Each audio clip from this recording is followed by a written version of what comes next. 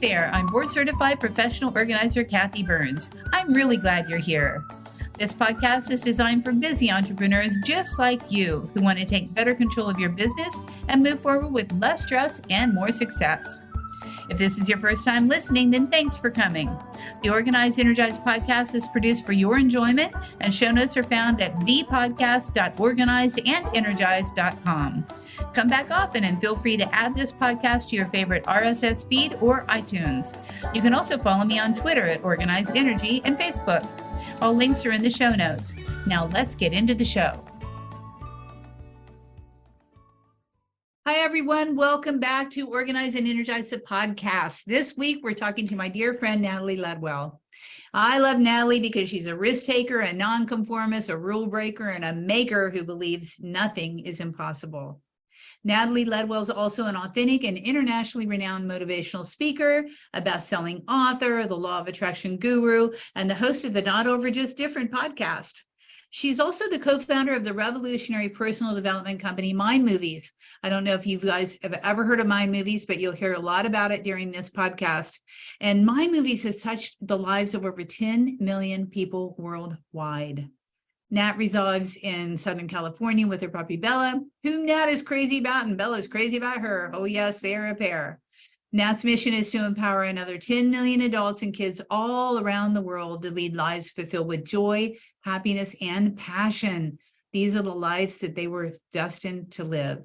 So let's jump into it. You're going to love this podcast, and let's meet Natalie. Hi, everyone. I'm back, and I'm with my friend, Natalie Ledwell. She is an Aussie that's an outlier in the whole world, and she's done amazing things with her life and for the world. And today we're going to jump into how to manifest according to your wildest dreams beyond imagining. So welcome to the show, Natalie. Thank you for having me, Kath. Kath and I have been friends for a really long time. So it's great that we have one of our conversations and we get to share it with other people. It's pretty cool. Yeah, I absolutely love it. And this will just be a girlfriend's conversation. Yeah. So for those who don't know Natalie, why don't you give a little backstory, Natalie, besides the fact that you're obviously Australian, talk a little bit about your background and what brought you to where you are now. Yeah. Well, you know, like we said, I'm Australian. I actually grew up in a country town and I'm one of 8 kids. So I come from very humble beginnings. You know, when I was 18 and old enough, I was the hell out of my hometown. And I moved to Sydney, which was the biggest city near where I was. And from the age of 21, I started managing fitness clubs. I just took my way into that job and went, I'm sure I could do a pretty good job of this. But it was great because my first 11 years of my career, I was practicing my entrepreneurial muscle on other people's business with other people's money, which was really good. And then I met my husband, and our first business was a nightclub. So we bought the nightclub and 2 weeks later we got married. So it was just crazy, crazy times.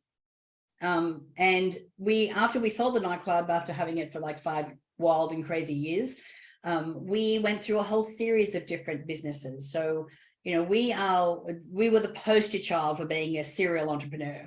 You know, we did bathroom advertising, we did property development, we had coffee franchises, we had health food businesses. I mean, you name it, we were doing it. And it was really interesting because during that time, I call that time, that was my 30s. I call it like my beige years. Because we're kind of just going through the motions, and, you know, Glenn would come home and go, look, I've got this idea for a business. I go, great. And he goes, no, you're supposed to be the voice of reason. I'm like, well, what's the worst that can happen? We lose some money, we just make some more, big fat deal.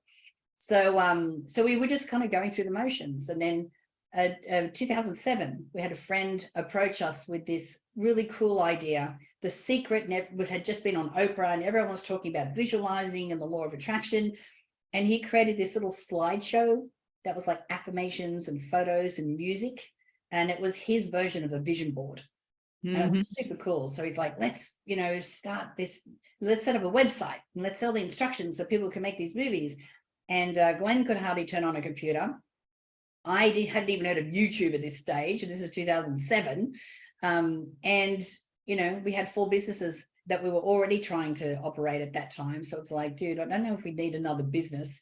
But to be honest with you, we put a little video on YouTube, we set up the website, And then within months, there were so many emails coming through from people going, this is changing my life. I'm like, all right, boys, we need to, well, how do we figure out this internet thing, you know?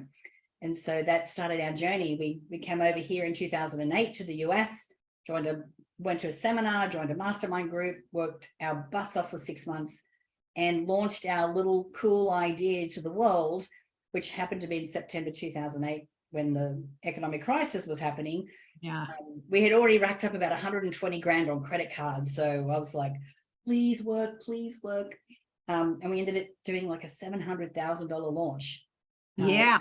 Like tens of thousands of customers. And it's really what sort of launched us and put us on the map. And then from there, we just, you know, kept going. And so now we've reached, during the pandemic, we reached our milestone of 10 million people that we've reached. That's amazing.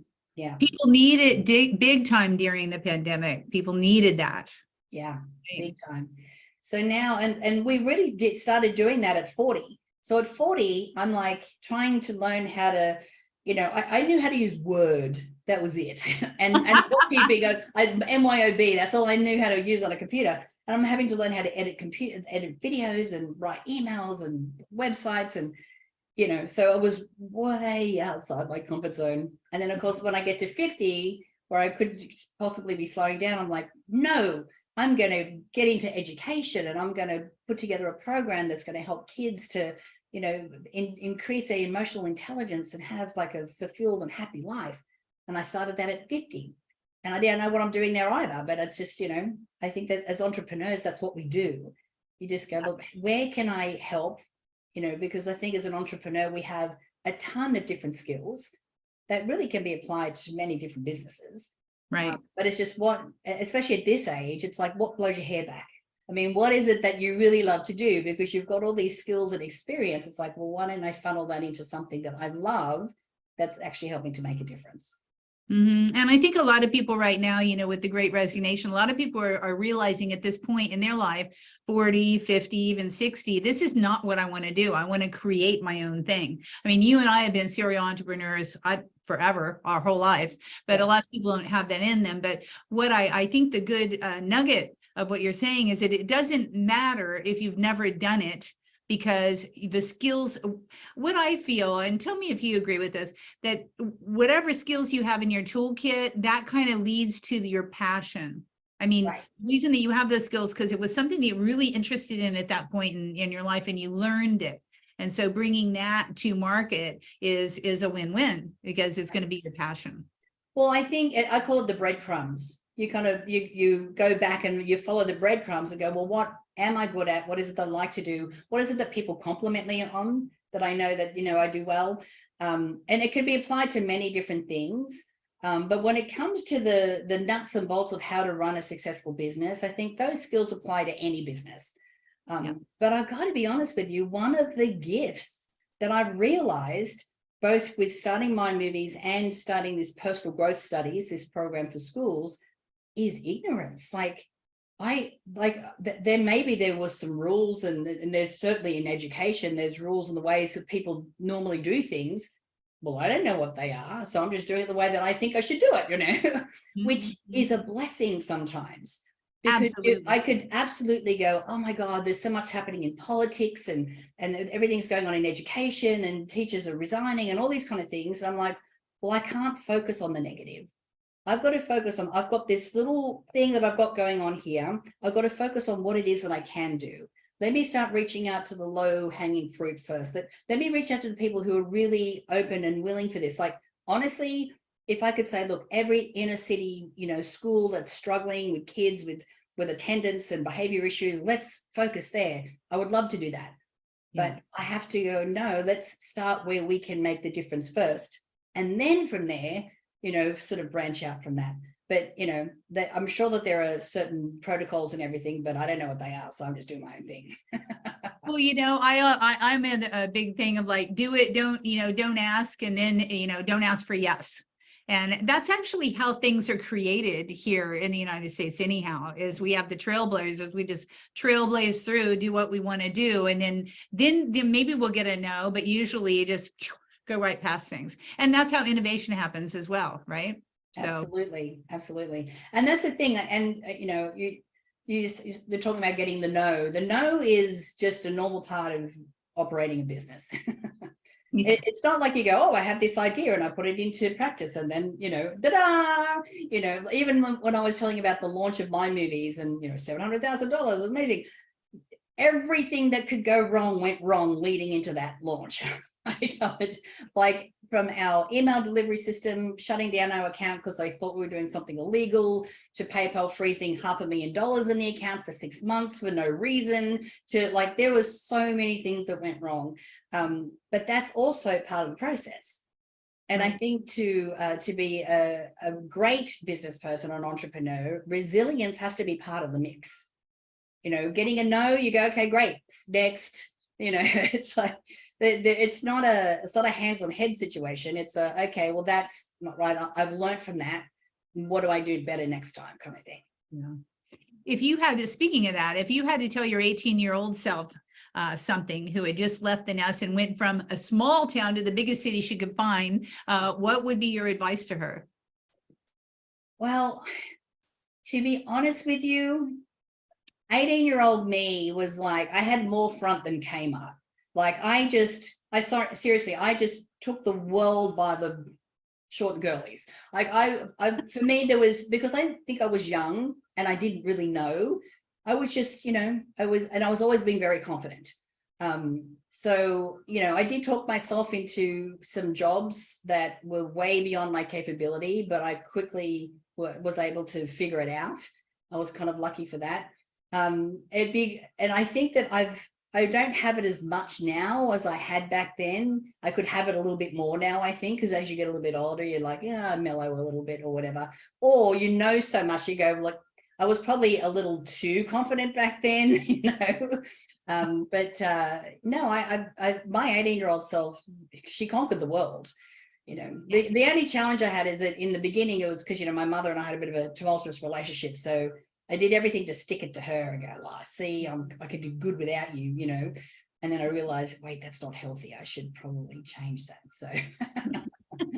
Okay, well, that's really good. You can't say don't have so much confidence. I mean, the more confidence, the better, especially as an entrepreneur, for sure. So talk a little bit about My Movies. Explain to the crowd here what exactly it is. I mean, I love vision boards. So explain what it's all about. Well, a vision board, My Movie is like a movie version of a vision board. And it's a way to organize your thoughts and your feelings about the future that you want to create. And you get to explain or articulate this future using affirmations. So in a My Movie, you've got all these different slides, and on each slide is an affirmation and a photo. So let's just say that, you got your first affirmation is like, I have an outrageously successful business. And then you have a picture of you doing what it is that you do best. So not only are you, describing in words what it is that you want, but you're backing it up with an image, because in essence, a Mind Movie is just a visualization tool. Mm-hmm. And what we know is that if you can't see in your mind, you're already living this future. You are never going to create it. You have to see it in your mind. It has to be a thought, and it has to be a consistent visual. But what's more important than what you see in your mind is what you feel. Because we know that our emotions are the frequency that we send out into the unified field, or into the universe. And so we want to be able to feel what it's going to be like when we get there. I was talking to some friends last night, and they said, look, we're in this challenge right now. We're trying to get this funding, and it's really hard to stay positive when, the reality is that everything's, challenging. And I said, all you got to do is go to the future, and you don't go esoterically, I've got this amazing business. Think of the moment that you're going to experience when you have that success. And for a lot of people, especially if they're helping other people, it's being in a moment where you're sitting across from someone, or you're standing across from someone, and they are expressing their gratitude for what your service or you did for them to help them change their life. There you can feel the emotion of pride and accomplishment, or feeling, really good about yourself. Those are the feelings that you want to be feeling. Maybe it's that you close a big deal on a real estate or something. when you see the money in the bank or something, and then what are you feeling? What's those emotions that you're feeling at that time as well?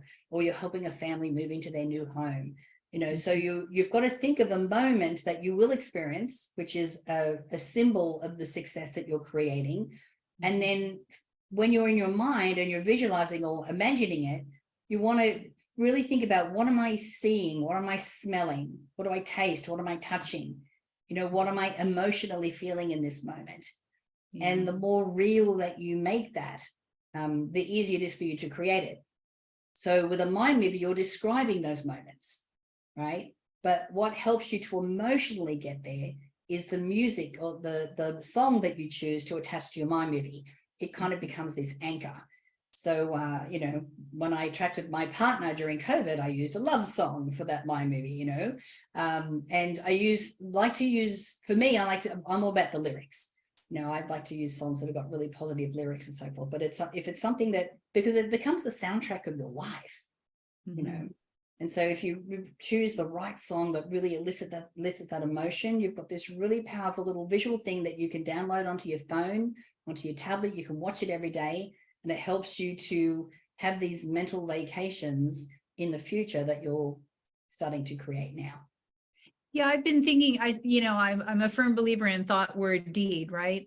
And as we go through this conversation, it's occurring to me, of course, you think the thought, you speak it.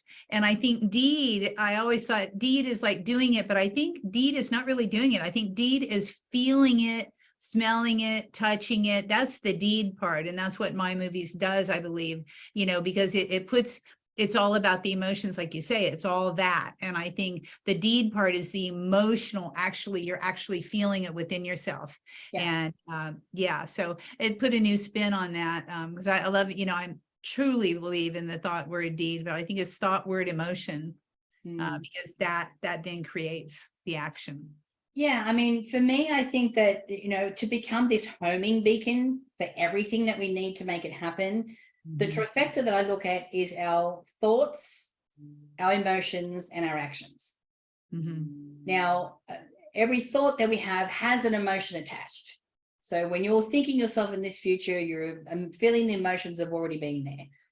And the thing is, when you do this on a regular basis, what you're doing is creating these new neural pathways in your brain. Now, along these neural pathways, we have different thoughts that are traveling. Now, these new thoughts are connected to this visual that you keep seeing in your mind that your subconscious mind kind of thinks is what's happening now, because it doesn't really know the difference, right? Right. And what that does is it automatically starts to affect your actions. So let's say that you have a health and fitness goal. Like if I'm watching my health and fitness mind movie, in the beginning, I might be dragging my sorry butt out of bed every morning and just, I've got to exercise. But after a while, you actually look forward to it.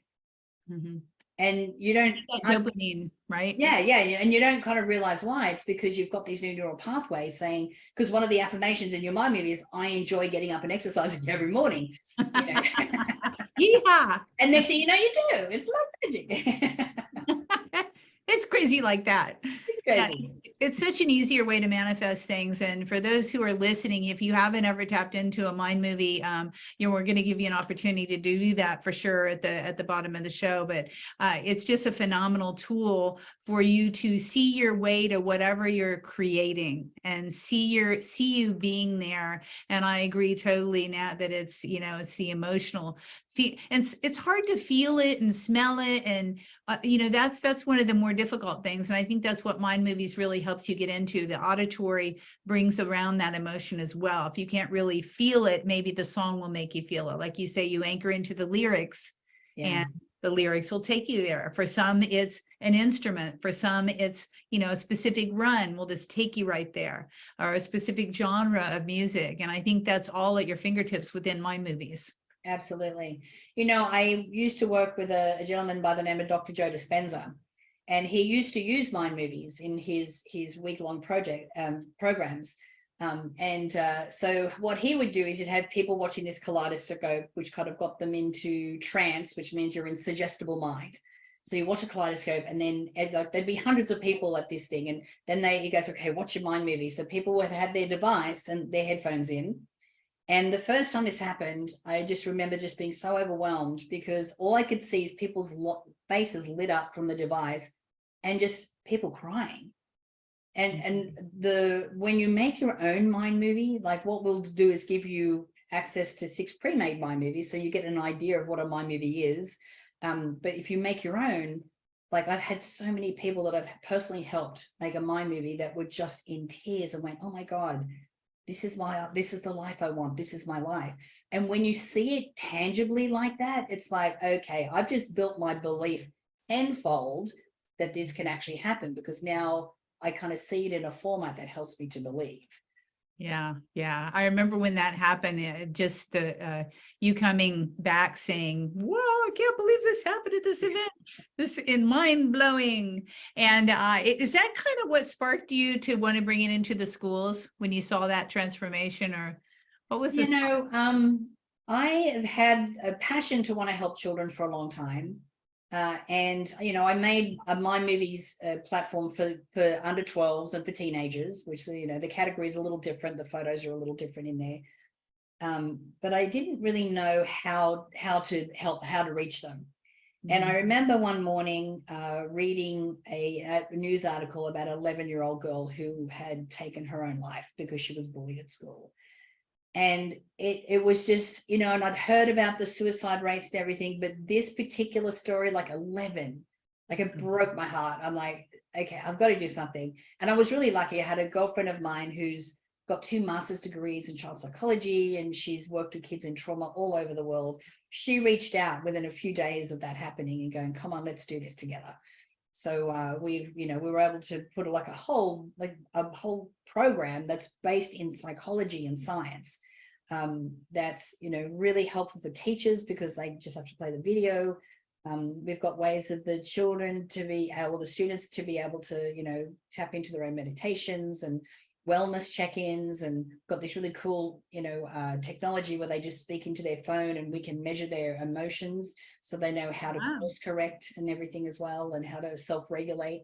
So the pandemic has definitely accelerated a lot of the mental health issues that were already there, really brought it to the surface. So, like I said, I've been working on this for a number of years, but now seems to be unfortunately, the perfect time for a program like this. Yeah, I didn't realize you had added all those elements to it. That's pretty cool. Because I think a lot of times kids are not self-gauging.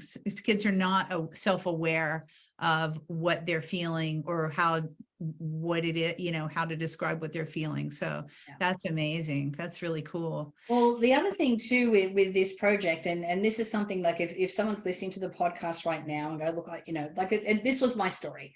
I want to help kids. I'm not qualified. I mean, I left school when I was 15 and I don't have kids, but I want to help kids. So, what I would do is go, okay, how do I want to do this? And I would sit in the visualization of what I want, like how I wanted to help. And then, like I said, my girlfriend, I haven't spoken to her for like a year or something, out of the blue calls me and goes, let's do this together. I'm like, okay. So, and for the longest time, I had to kind of fight my own inner voice that's telling me I'm not qualified, I'm not good enough. Who do you think you are? You don't really know anything about this. Like you're crazy. But I had to overcome that in a couple of ways. Number one is obviously having belief that I can do it, but not that I have to do it by myself. Yeah. You can always team up with people that can help you. And number two, I had to kind of own, like, what do I bring to this project? The platform that I already have has been an immense help. The fact that I have a team that can build the technology to deliver this. And my gift is being able to get information, like my girlfriend's information, and put it into a teachable format. I'm really good at that. So owning what I am good at, not listening to that little voice, and then really going, if I can't do it myself, who do I need to attract, or what do I need to attract to be able to get me past this next step? And don't think that you have to do it all alone. Right. None of us can do it all alone anyhow. Even if you think you can, you're going to burn out and flame out, and it won't matter anyhow. But why do it alone when you don't have to? Yeah, that's true. That's true. So you and Glenn, you guys have accomplished so much. What's your most memorable moment in this journey of yours since you've been in the US? Oh, there's so many. You've had a lot. I had a lot. But, you know, I think honestly, if we go back to that launch in the beginning in 2008, you know, we worked like 12-hour days from our bedroom. Like, we put everything on the line. We had no money. We were accumulating all this money on credit cards. And even when we got to the morning of the launch, we just weren't sure how it was going to go, because we didn't realize until a day or two beforehand that what was happening economically in the world. Like, we were so focused on what we were doing, we had no idea. And I remember the first hour, you know, and our program was $97. It was pretty cheap. We did $100,000 in the first hour. It was, I'm like, okay, well, credit cards are sorted. That's cool. But we ended up on $288,000 that first day. You imagine how many, like, you think it's only $100, like how many people that is that are coming through as customers. And I remember we invited everyone over that helped us, that were friends, that were, you know, and we had got some vodka and some wine and everything. And we were just playing, we had this, you know, hit the refresh button party. Because every time we hit the refresh button, more money would appear in the account. You know? I go, okay, your turn to press the button, and you press the button. Do it again. it was like that. It was, I never, obviously it was the most successful, you know, week of our entire lives. I mean, we've earned money before and we've lost money before, but this was something else. Yeah. So yeah, and to be able to share that with everyone, it's like, okay, now you press the button, it's your turn. So these days, what do you do to celebrate your success? I'm asking this to every guest on my podcast because I think a lot of us forget to celebrate success. Yeah. So what is your ritual, if you have one, or what do you do whenever you're like, yeah, I did it, accomplished it? Yeah, I mean, I have a lot of people to share the news with, and to be grateful for and to thank. You know, every time I get, you know, something, a new bonus thing happens with the kids program, you know, I call Glenn, who's now my ex-husband, but he's still my business partner. I call, you know, my partner, Bert. I call, you know, the people on my team, you know, and then I have a moment where I just sit and just marinate in the moment and just feel the feels that come with it. That's important. I found with myself that I don't take the time to stop and marinate. Like, it's like, okay, now I got to do this, you know, so that's why it's a big question that I am asking everybody on the podcast, because I think, and everybody has different ways to celebrate. And a lot of people forget how to celebrate. I know I have done that in the past. So now I'm making a conscious decision of that for sure. Yeah, now, well, when you're GSD, it's very difficult. You know, GSD is just get stuff done. So you've got that done. You're like, okay, tick. Now what happens? You know, and when I'm marinating in the moment, I could just be sitting out on my balcony with a cup of tea or a glass of wine. I could be going for a walk and just in every step being grateful, you know, and just realizing and appreciating how far everyone that's worked on this project has come to get it to this point. And most of all, to really appreciate the efforts that I've put in as well, because it's very easy to go, it was the team and it was this person, and if it wasn't, you know, sometimes I remember in a meditation, you know, it was last year I did this meditation, and I was asking, you know, about the kids program, because it's been like 5 years I've been working on this, so you know, there are moments where I've been a little impatient, and I'm like, what's, you know, program, what's happening program, and I remember what came through my meditation is like, don't you understand? It's you are the special, it's your personality, it's who you are, it's how you show up. You are the secret sauce here. And I'm like, oh, okay, like, you know, because I can get caught in the I'm not qualified type of role.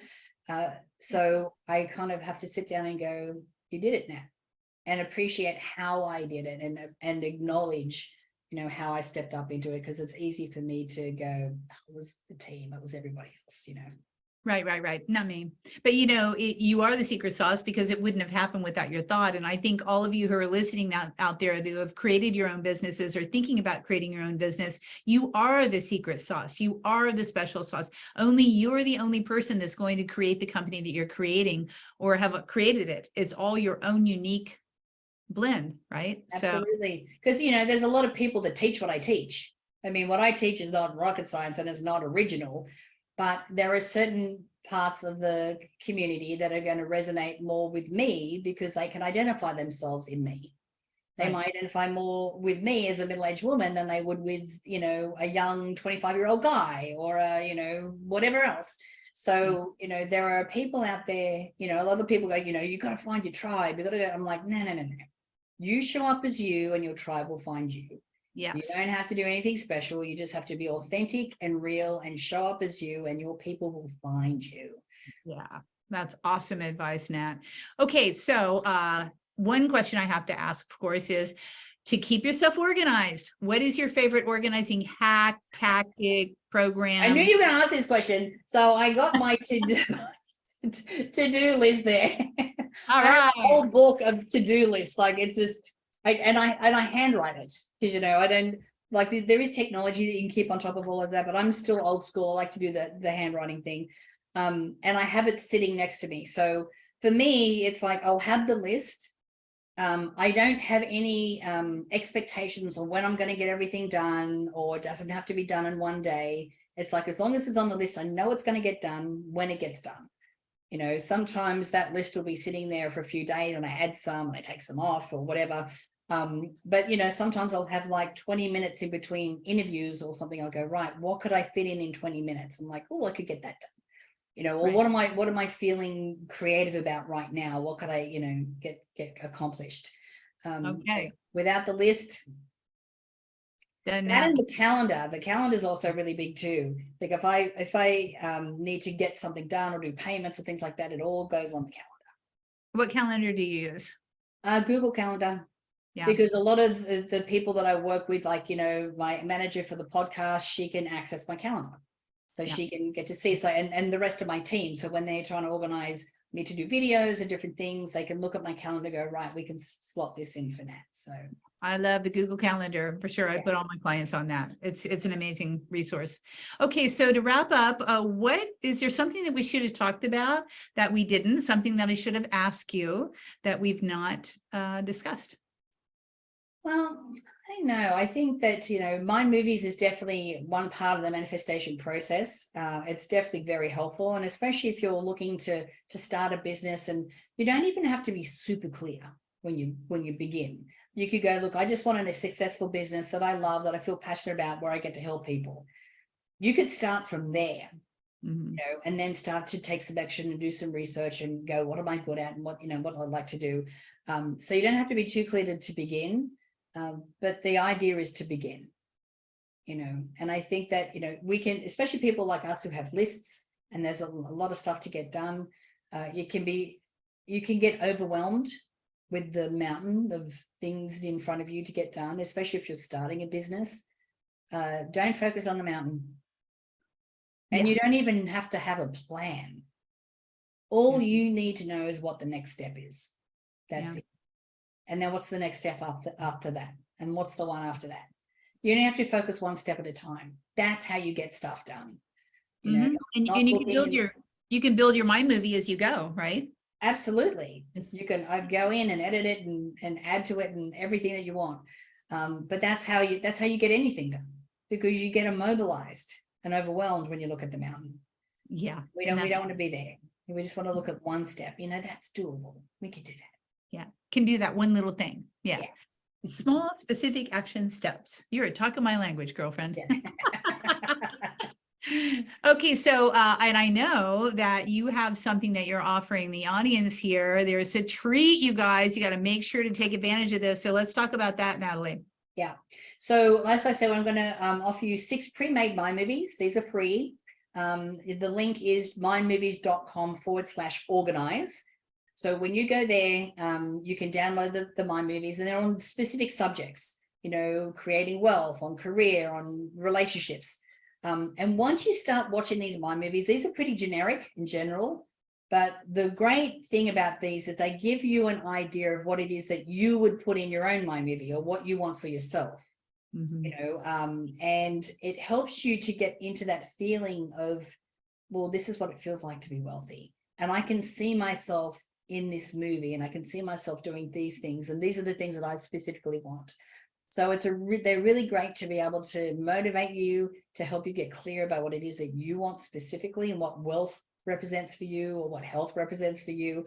And you can save them to your phone and watch them on your computer. And they're just an awesome way to get your thoughts organized on, well, what is it that I really do want? Mm-hmm. You know? Yeah. What do you resonate with? Just play all of them, guys out there, play all of them. Yeah. And see which ones really resonate. And then if you want to take it a step further, you can customize it, put your face in there, put on your groovy music, whatever floats your boat, and really make it your own. So it's a really good gift, Natalie. Thank you so much. My pleasure. Okay, this is it. We're wrapping it for this week. Thanks you for listening. Thank you so much, Natalie. It's good to reconnect with you again. We don't see each other now that you move far, far away. As the bird, well, not as a bird flies, as a car drives. You're very far. As a bird flies, we can wiggle my nose. I'd come see you all the time. Anyhow, take care, gang. We will see you next week, and make sure to download that mindmovies.com/organized. The link will be there as well. Take care.